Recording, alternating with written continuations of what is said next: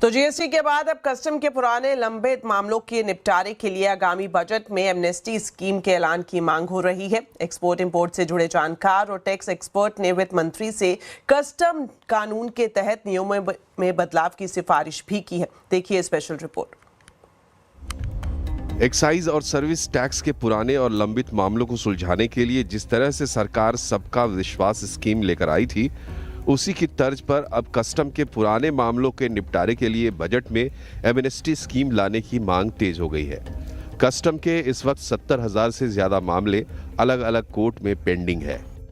Customs में अभी 70,000 से ज्यादा लिटिगेशंस पुरानी पेंडिंग है।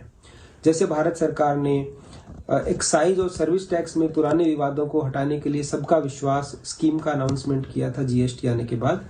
कस्टम्स में भी एक ऐसी स्कीम की बहुत जरूरत है जिससे जितने भी व्यापारी हैं, जितनी भी मल्टीनेशनल कंपनीज हैं, अगर वो अपने ऐतिहासिक विवादों को निपटारा करना चाहती है और आगे की तरफ देखना चाहती है तो उनके लिए एक बहुत अच्छा मौका साबित होगा।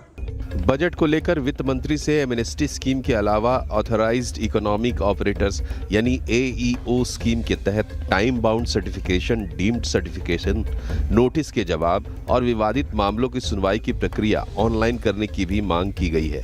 इसके अलावा कस्टम की जांच एजेंसियों, खासतौर से डीआरआई के लिए क्लियर कट गाइडलाइंस या स्टैंडर्ड ऑपरेटिंग प्रोसीजर लागू करने और लंबी कानूनी प्रक्रिया की जगह स्पॉट एडजुडिकेशन की भी मांग रखी गई है। कस्टम एक्ट में 2 मेजर रिफॉर्म्स सजेशन के तौर पे लेना चाहिए। 112 में से एनी परसेंट वर्ड में से कस्टम ब्रोकर्स को निकाल देना चाहिए और रिकवरी की परसेंटेज है वो देख के ये पूरी जो एडजुडिकेशन की प्रोसीजर है उसमें जो है एक बड़ा बदलाव लाने की बहुत बड़ी आवश्यकता है।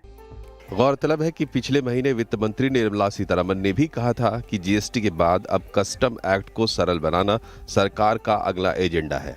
इसके तहत कस्टम ड्यूटी की दरों का रैशनलाइजेशन और इन्वर्टेड ड्यूटी स्ट्रक्चर को ठीक करना शामिल है ताकि कस्टम एक्ट को देश की औद्योगिक और व्यापारिक प्राथमिकताओं के मुताबिक ढाला जा सके।